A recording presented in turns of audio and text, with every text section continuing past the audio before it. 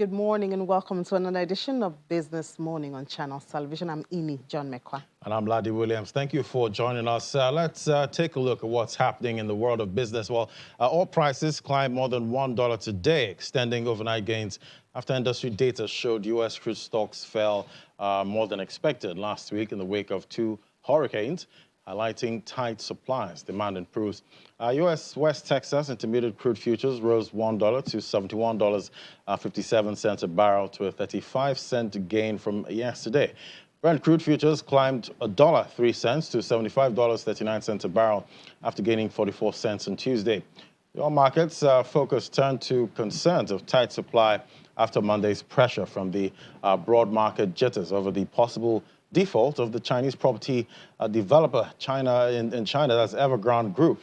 U.S. crude stocks fell by 6.1 million barrels for the week ended September 17th, a much bigger decline than the drop of 2.4 million barrels in crude inventories. Global gas prices are expected to break records this winter as a hot northern hemisphere summer leaves inventories low in key markets.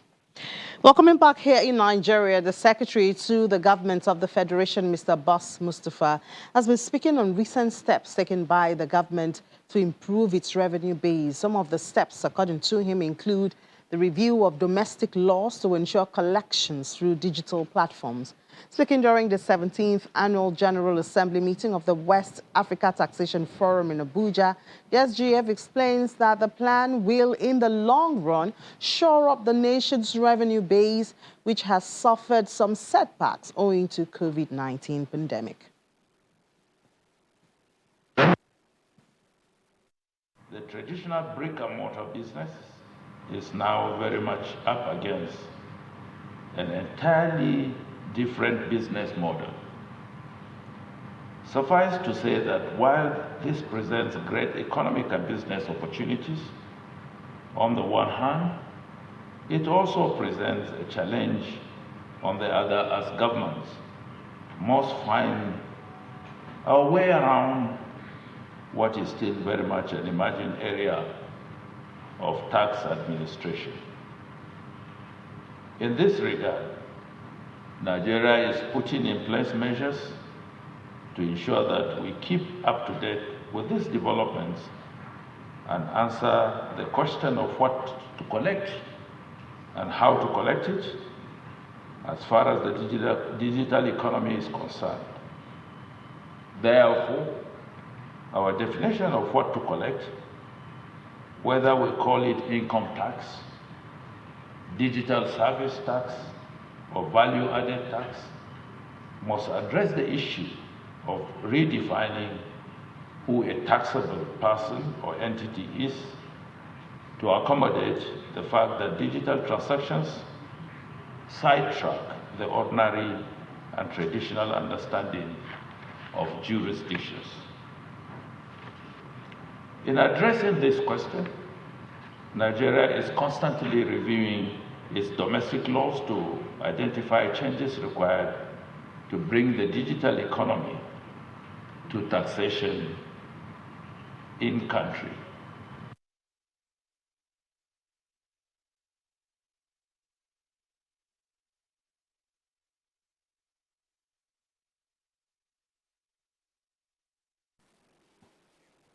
Well, talking about boosting revenue now, let's look at the National Sugar Development Council, which has reported that Nigerians consume 1.7 million metric tons of sugar annually, and 250 metric hectares of land must be cultivated to meet that demand. However, the council has been receiving complaints and reports from operators on the hurdles they face with regards to importing the machinery needed for both factory and field operations. Consequently, the council has been seeking the full implementation of a zero imports duty incentive on machineries as contained in the Nigerian Sugar Master Plan. Well, how far have they gotten with this effort? What fruit has it bared? We have the Executive Director of the National Sugar Development Council, Mr. Zach Adedeji, joining us to bring us up to date with that. Good to speak with you, Mr. Adedeji. Good morning. Good morning. Well, in July, the Central Bank of Nigeria restricted importation of sugar into the country to 3 companies: Boa Sugar Refinery Limited, Dangote Sugar Refinery PLC, and Golden Sugar Company. Has that kind of refocused demand to the local producers? Has it brought the expected objective to the space and drive towards the Sugar Master Plan? Thank you. Just to correct that impression, we did not restrict the importation of sugar to those 3 refineries that you mentioned. There is Nigeria Sugar Master Plan that were put in place in 2013. And in that master plan, what it shows, or the objectives, are to increase sugar production in Nigeria, to stop unbridled importation, and also to increase employment rate and to contribute to the production of ethanol and generation of electricity. So in this plan, we have what we call backward integration program, where we outline the condition for those that will participate in this restrictive market.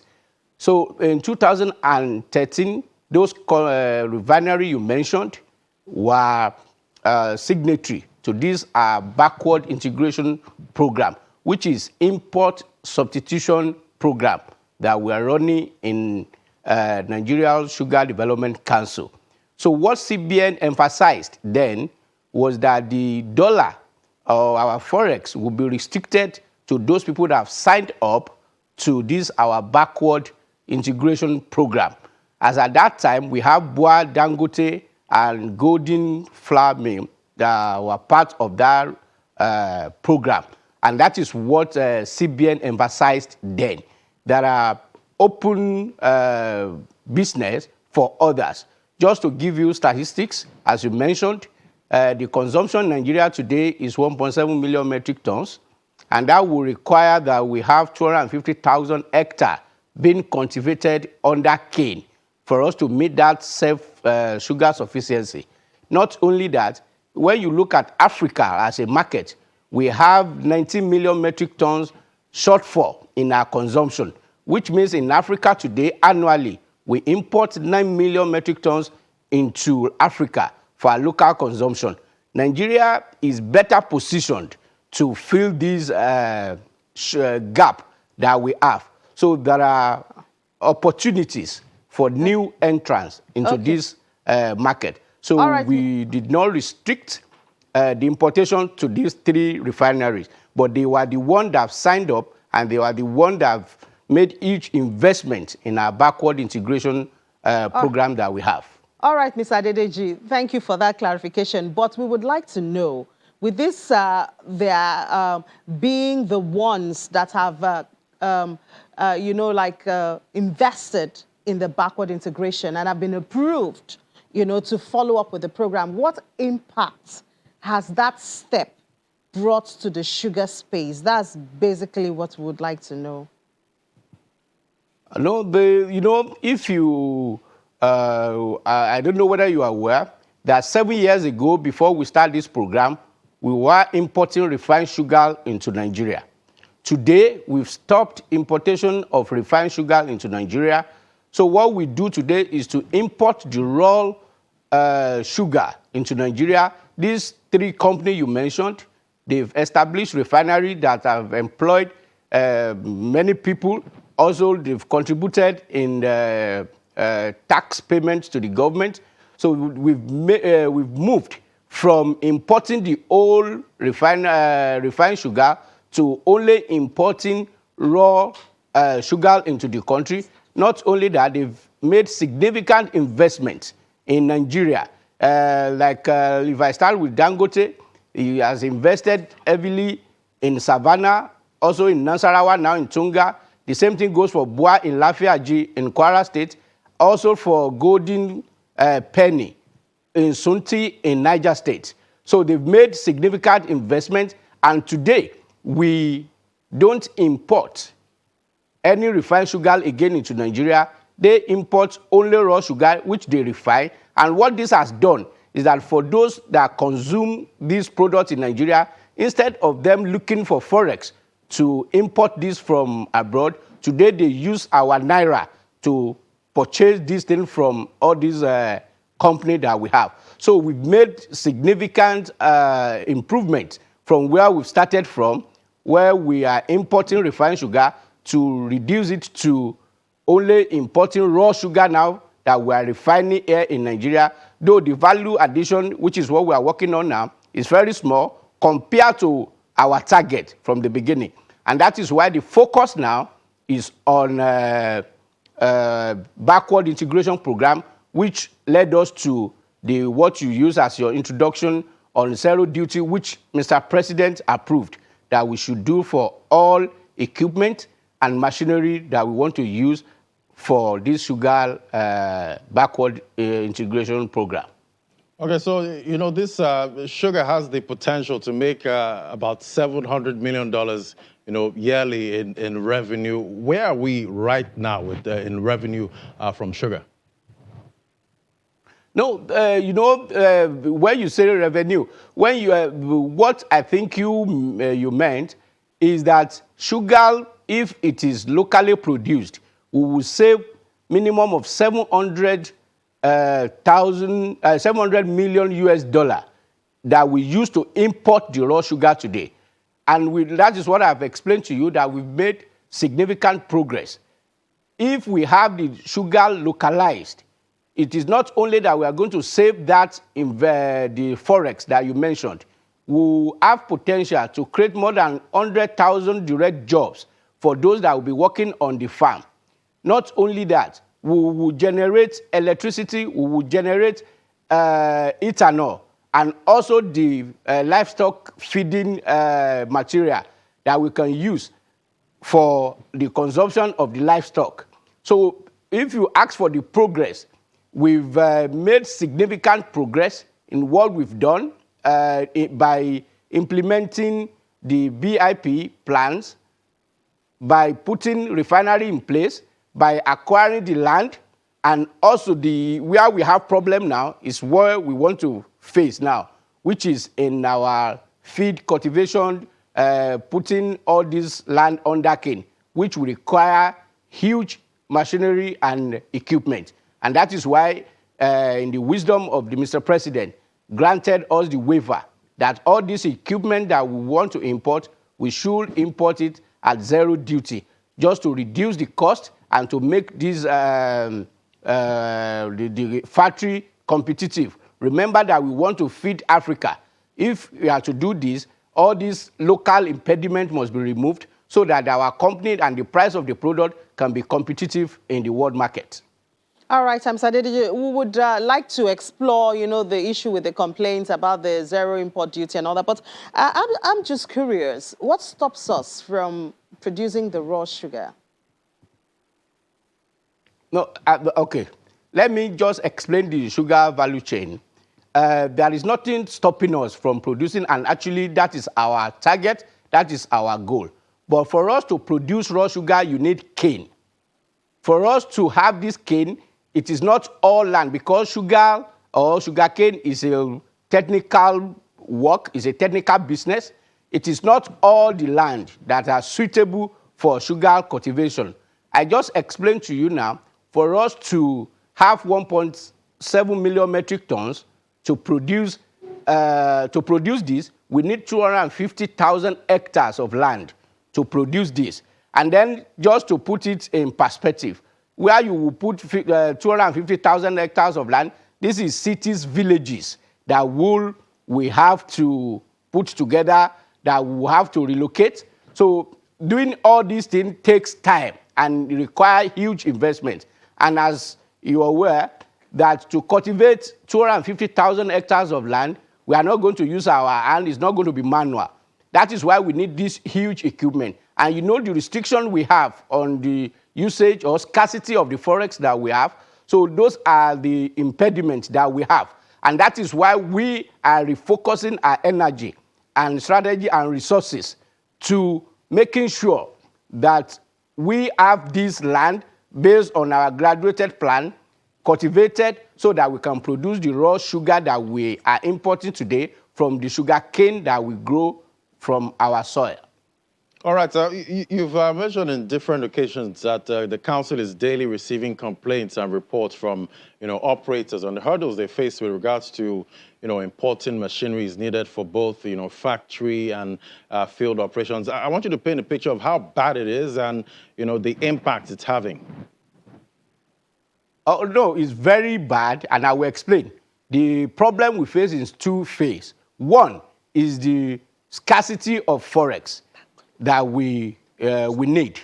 For us to actually import the needed equipment and machinery, we will need roughly of $2 billion for a start to do this.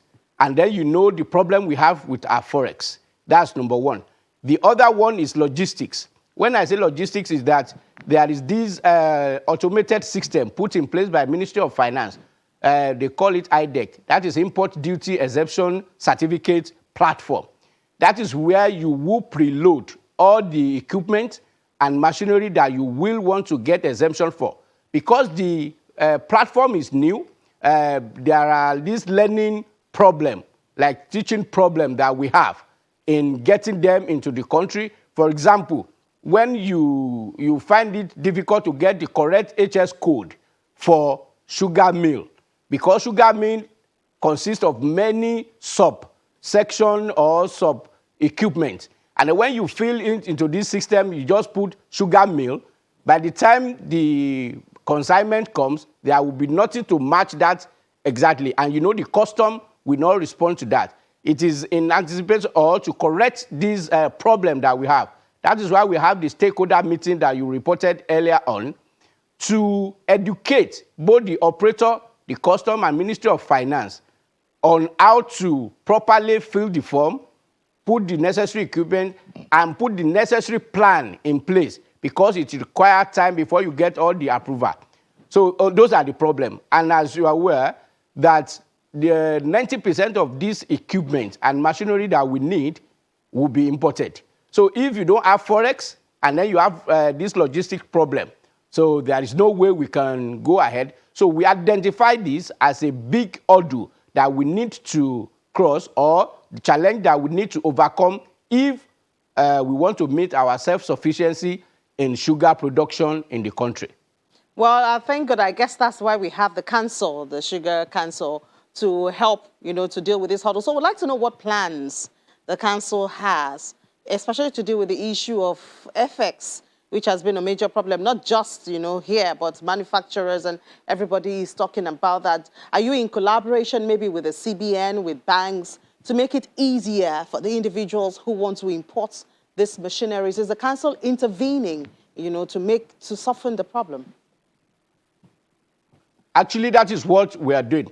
We've made some efforts, and then we've had collaboration, and that is why you see that Central Bank issued the circular you mentioned, because we want to approach this holistically to identify in planning what it is required for the next 3, 4, 5 years, so we can have that proper plan with Central Bank of Nigeria. And that we are doing well, and then to the extent of the limitation or the scarcity that they are helping us in that one.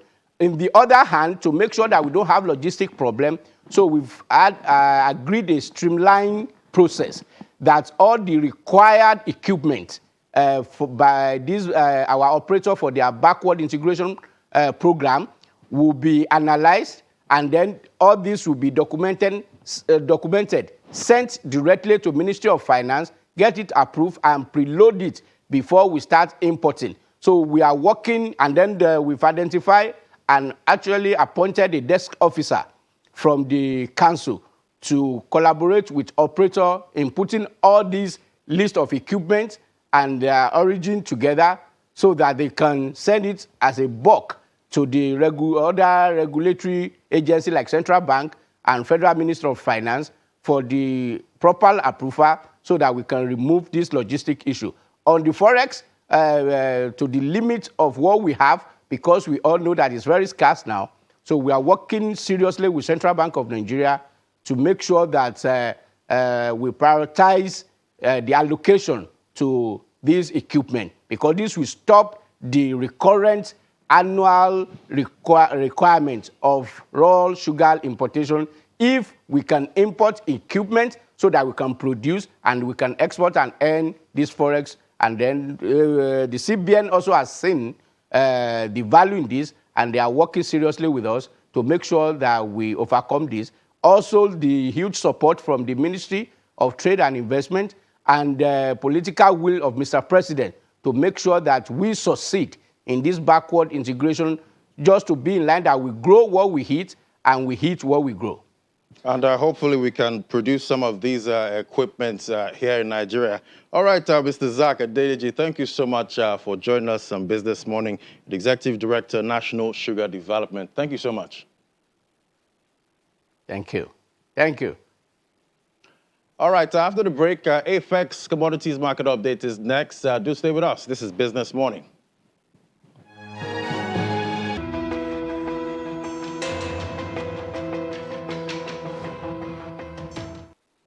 Yeah, welcome back. Well, it's time to do some AFEX commodities market updates now. And the week that ended September the 20th saw a 95% drop in the total value traded week on week. As usual, we have Michael Martins joining us from our Abuja studio, the portfolio manager at AFEX, to tell us the details. Hello, Michael. Good morning. Hi, Chimezie. Good morning. It's always It's a pleasure actually to be here. Ini. Michael, it's Ini. Oh, forgive me. Forgive me. I am so sorry about that. Okay. I would have loved to say, I'm going to take it. So just moving on to just giving a summary of what happened in the commodities market in the week under consideration. The total value of transactions traded on the exchange fell by 95% from 3.67 billion to close to trading week at 184 million. The total number of contracts traded on the exchange also fell by 96%, from 184,738 contracts to close to trading week at 6,600 contracts. The total number of deals, however, went up by 94%, from 18 deals to close to trading week at 35 deals. And the AFEX Commodities Index and the AFEX Export Index, which is the AEI, remained unchanged at 427.34 and 168.08 respectively. With regards to the volume of contracts traded on the exchange, there was a general decrease, with the major corporate being maize, which fell from 184,404 contracts to close to trading week at 659 contracts. With regards to other changes, we saw a slight increase in the number of contracts traded for soybean, which went up from 299 contracts to close to trading week at 2,874 contracts. Rice also went up slightly in terms of volume, which went up from 2 contracts traded last week to close to trading week at 3,044 contracts.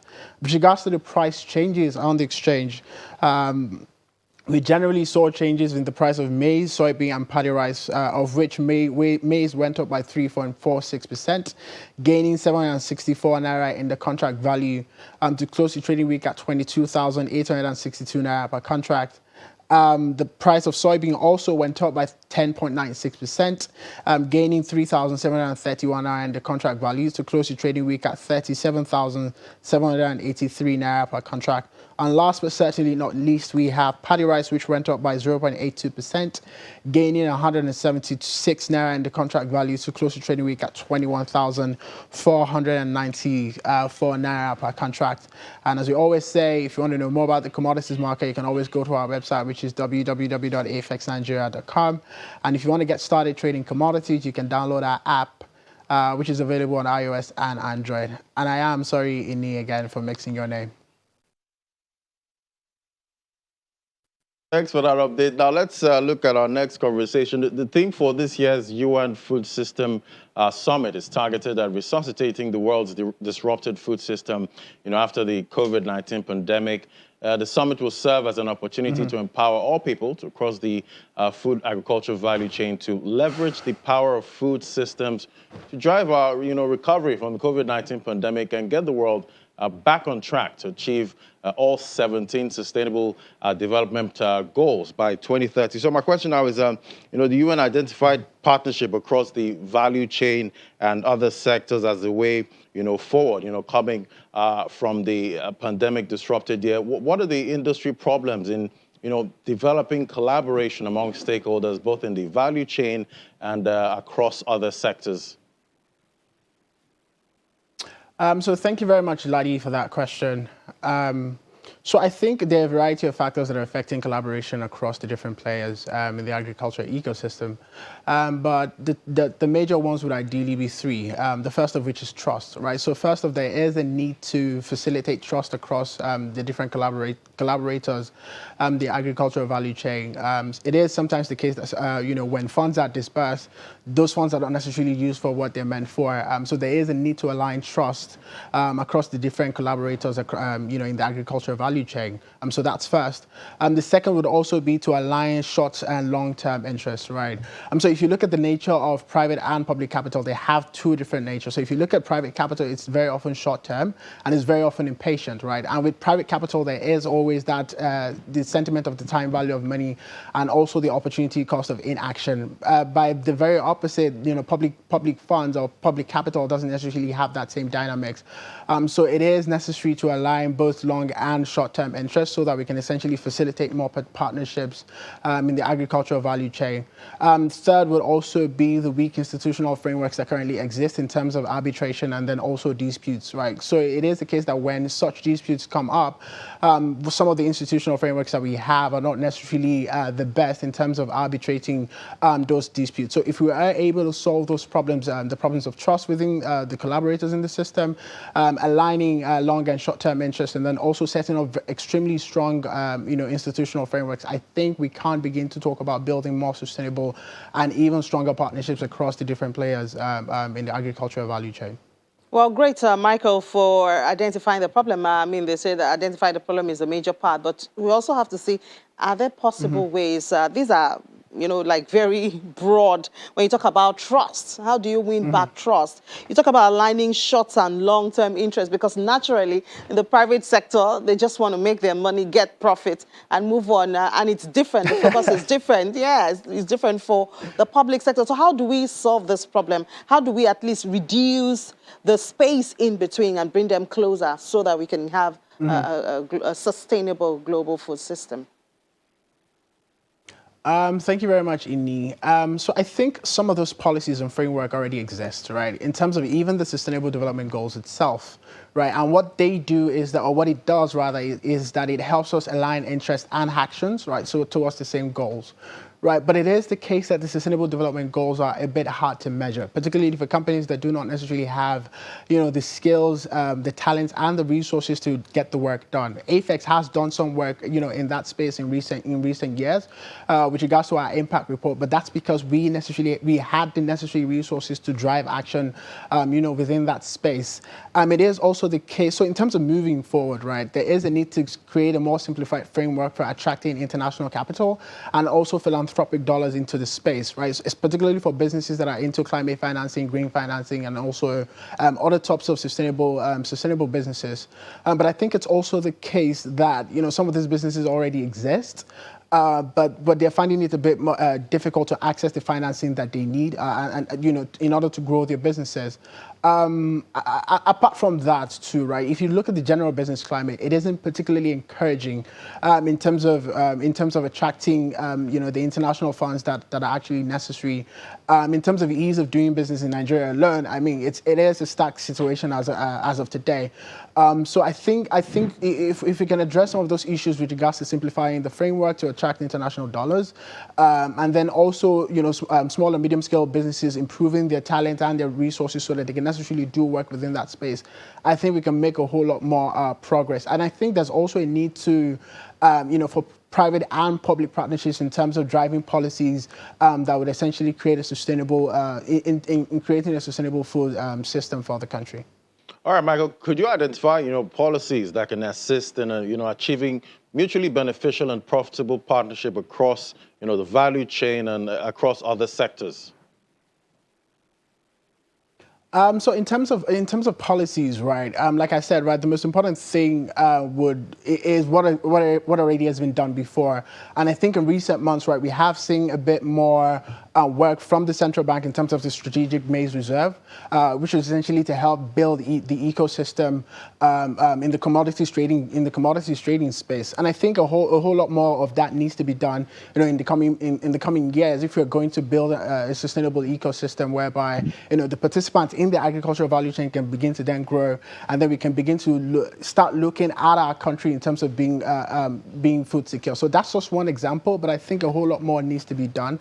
And I think that what's most important about those partnerships and those policies in general would be that they have to be in concert, right, between the public sector and then also the private sector, right? So it's on one hand, the job of the public sector to devise some of these policies into play, and then you notice that in terms of implementation, private players tend to do a whole lot more work in comparison to the private sector. So working hand in hand is what I think is essentially necessary in order for us to move forward in terms of both the policies that need to be created and then also the implementation of those policies. And what sustainable practices can the industry adopt to benefit people and the environment while also combating the issue of climate change and increasing resilience to environmental and economic shocks?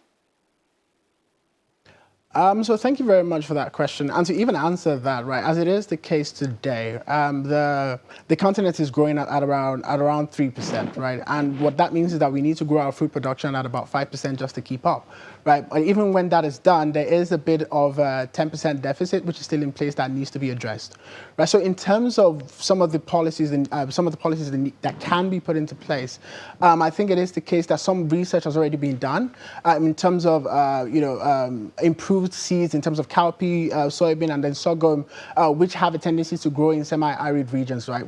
What that would essentially help is that it would help reduce the encroachment of desertification, right, into arable lands, right? Because the problem when you have more, population than there is food available is that there is the tendency for us to increase the amount of farmland that we are cultivating in any given period of time, which would essentially reduce the amount of forestry that we have, which is a sustainability problem. But in terms of climate change and its impact on agriculture and even the broader Nigeria, even the broader commodities market, I think it is the case that a lot more work and research still needs to be done, and also a lot more funding needs to be done. A lot more funding needs to be put into the sector if we're looking to grow and measure the impact of climate change on agriculture and even on agricultural activities. Yeah, when we talk about climate change and agriculture, it's a very long conversation that I think we still have a whole lot of ground to cover, especially here in Nigeria. I don't know if we've really started. Well, thank you so much, Michael, for bringing us up to date with activities in the FX commodities market and as well sharing your thoughts on the global food system. Enjoy the rest of your day, Michael Martins. You're very welcome, Ini. So we'll just take a moment now. When we come back, we'll head to the market. Stay with us.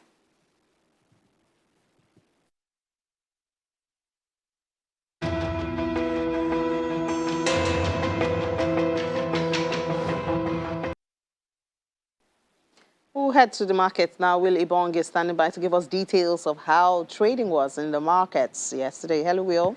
Hello, Ini. Good morning. Good morning. I will start with some good news. As in the DMO DMO had an excellent outcome at the international market as in their roadshow, trying to raise $3 billion US dollars, but they successfully raised about $4 billion US dollars through Eurobonds issuance, and it has been described as one of the biggest financial trades to come out of Africa in 2021. Ini, can you believe that? In the midst of the pandemic. In the midst of the pandemic. I would like to say I want to extend this good news to the equities market, but no. Unfortunately, I can't do that this morning as the equities market continued its bearish run in yesterday's trading session. Profit-taking activities were sustained in the markets on select Tier 1 banking stocks, with Zenith Bank, GTCO, and Access Bank. The 0.97% loss in the banking counter drove the benchmark performance index lower by 0.08%, and an additional 17 billion naira wiped off the market capitalization, pushing the month-to-date loss further up to 0.9%. Let's look at the activity chart. We see total volume and value of trades declined by 3.4% and 0.42% respectively. On the sectoral chart, we see that the banking index still deeply in the red, while consumer goods closed flat. We move over to the unlisted market, where we saw a strong rebound after a loss recorded in Monday's session. The index was up 0.72% to close at 737.34 points. But to talk more about the markets, it's Mohammed Kayode, the head of securities dealing at APT Securities. Good morning, Mohammed. Good morning, Mohammed. Are you there? Yes. Great. Kyle, can you tell us what's driving the sustained profit-taking in the banking counter? Yes. The leading indicator in the market. Whatever direction the market is going, it's always the market always leads that direction.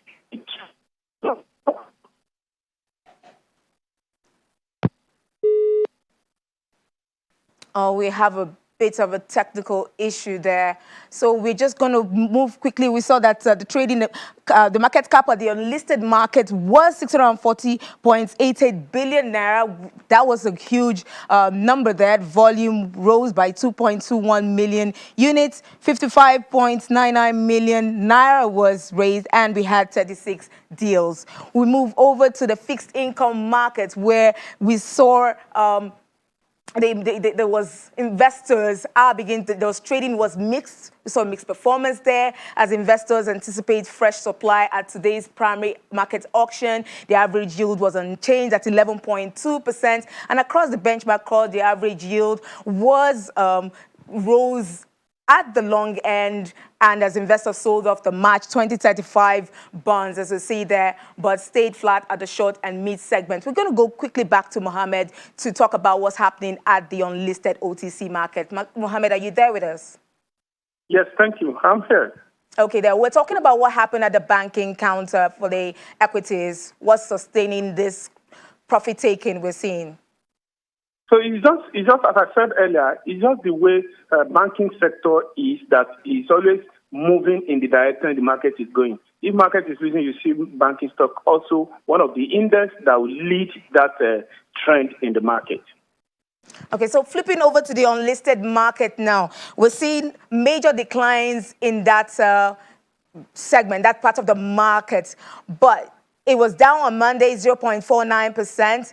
And we see a strong rebound yesterday, 0.72%. What's driving the sentiment in the market at the moment? The market in NASD, the OTC market, the direction is now there is oscillation that happened in the market.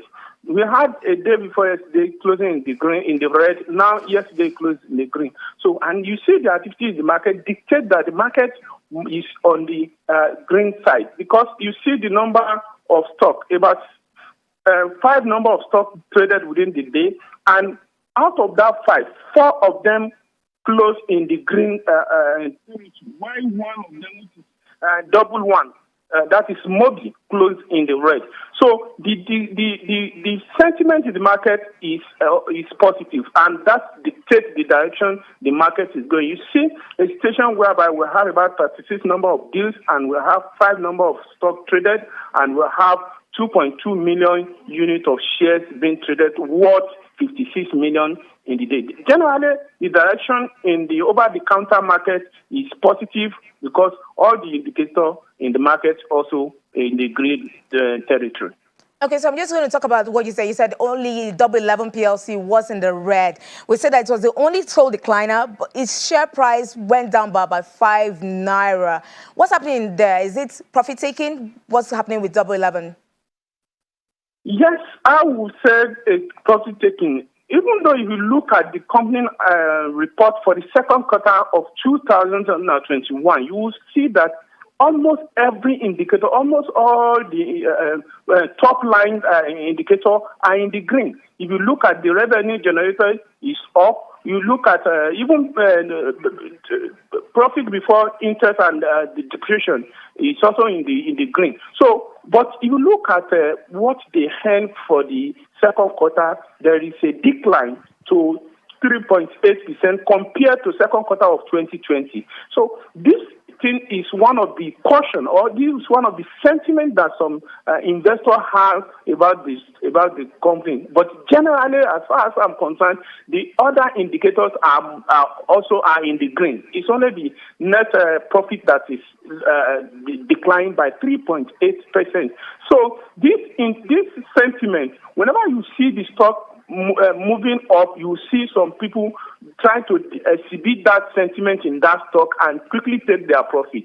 And I think that's what happened in the case of Double 11 PLC.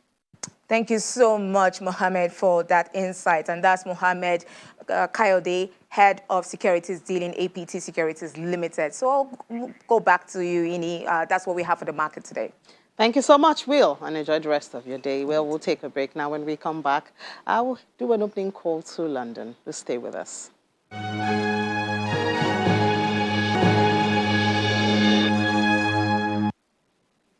You're welcome back. We're heading straight to London now. We have Juliana from our London studios. Hello, Juliana. Good morning.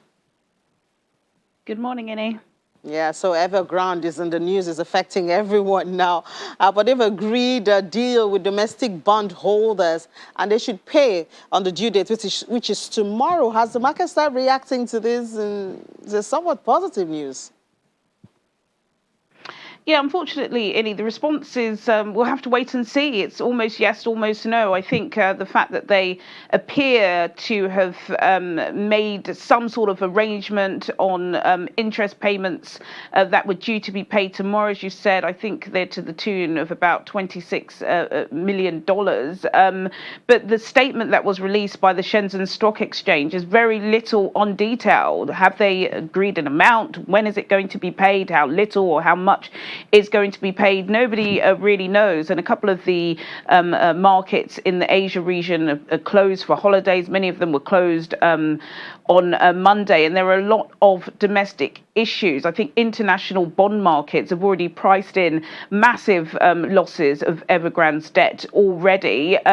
So this now does remain to be seen how this pans out. Obviously, over the past couple of days, the Evergrande debt crisis has worried a lot of global markets because Chinese real estate and the grow at any means necessary strategy contributes about 20% to China's economy. Evergrande has lots of deals and partnerships with the Chinese government. We've seen on social media, lots of people have been protesting. They owe $300 billion worth of debt, and a lot of the people they owe money to, they want that money back now. And lots of ordinary Chinese individuals have put down money for properties that are not yet built.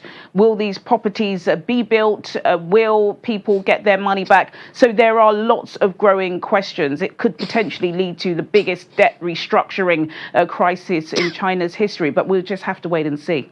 Yeah, we'll wait and see, and we do wish it doesn't lead to, a lot of over, because the markets have been reacting to this Evergrande story since last week. But anyway, Britain has reached agreement to get carbon dioxide pumping again. Any details of this deal? Yeah, this is an interesting story. The deal was brokered last night between the British government and CF Industries. We discussed this last week. CF Industries, they control two major fertilizers in the north of England, and they ceased trading and ceased production last week because of this fueling cost of gas, which of course is an ongoing story here in Britain. The only issue is this fertilizer is absolutely fundamental for farmers, and I believe CF Industries contribute about 60% of Britain's wider CO2 sector. So the government oversees overseen by the business secretary, Kwasi Kwarteng, has decided to step in at the last minute and bail out this American firm to the tune of tens of millions of pounds. Of course, this is all coming out of taxpayers' money, and there is a furore because, of course, British gas companies have been holding crisis talks with the British government, asking for a bailout. They went to the House of Commons, the Conservative government, and said they will not be bailing these firms out, but they've bailed out this American firm. But I think, the issue of shortages potentially of food is of key concern. So the government have said this is only a 3-week loan, that the money will be coming back. But the most important thing is that a deal has been brokered so that CO2 will be flowing across the UK again. All right, good for you and all the residents in the UK. Well, thank you so much, Juliana. We'll talk to you at 1:30 during Business Incorporated. Thank you. So let's head to the crypto market now with Laddie Williams. Laddie, is the situation better now? It's been 2 days of red. The crypto market is still taking a hit at this point, but Bitcoin was able to bounce back from about 39,000, hitting that level in the early hours of trading, but it's still, red across board, just couple of stable coins, in the green at this point. The market right now, it's extreme fear. It was neutral yesterday, but now we're at extreme fear at 21 points. And some traders use the fear greed index to look for entry back into the market or an exit. So right now it's extreme fear. Market cap still below the $2 trillion mark. It's down 2%. 24-hour volume traded this morning is down about 10.31%. Bitcoin dominance sits at 42.82%. Let's bring in Gilbert Jopata now, digital market analyst. Hello, Gilbert. Hello, Gilbert. All right. Hello, Gilbert. Can you hear me? Clear. I can hear you. All right. Great to have you, Gilbert. So this market still, market cap still below 2 trillion. Bitcoin hit 39,000 last night. Are we still in a bull market here? This sell-off was quite predictable if you look at the market structure. I believe Evergreen is just the narrative to it. Though it actually amplified the effect of the sell-off with extreme fear sentiment. Our bull market structure is still intact. We are still in the macro bull market. Though there will always be pullbacks like this, shaking of weak hands, test of faith, which actually makes this game more interesting. Right. And how should traders be, working with that, like retail traders now? How should they be trading this decline? Okay. There are levels to this. Pullback as this and uncertainties are part of the game. But the question which traders should always answer is, what is your level of acceptable pullback? So if you understand this, you'll be able to understand your risk tolerance and have a premeditated risk to reward and then stick to it. So if you are able to anticipate a pullback and you're able to have a good entry, you could short the market from that point which you're able to anticipate a pullback. Though shorting the market, it's something that should be left for people who are more experienced. So if you're not experienced doing this, you should stick more to understanding your risk tolerance. As a trader, you should be able to cut your losses on time, and then having this premeditated risk to reward, sticking to it. And for those with more of long-term perspective as investors, they should always have a margin of safety. Margin of safety is going in at a price that is valued less than what it should sell for.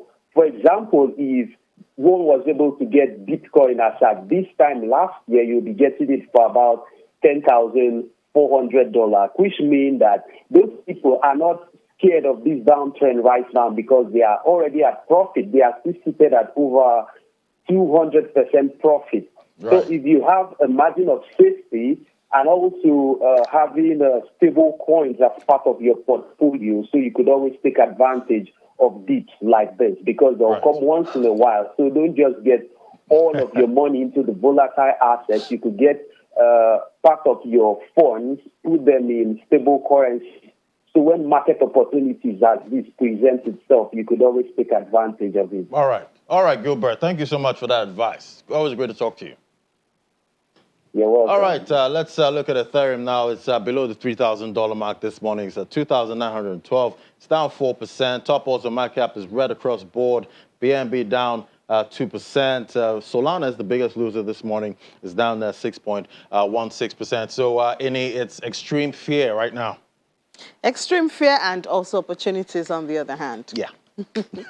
All right, well, that's it on the program today. Thank you so much for being a part of it. I'm Ini John Mekwa. Do remember that at 1:30, we'll bring you updates from the world of business. That will be during Business Incorporated. Do join us then. And I'm Ladi Williams. Thank you for watching.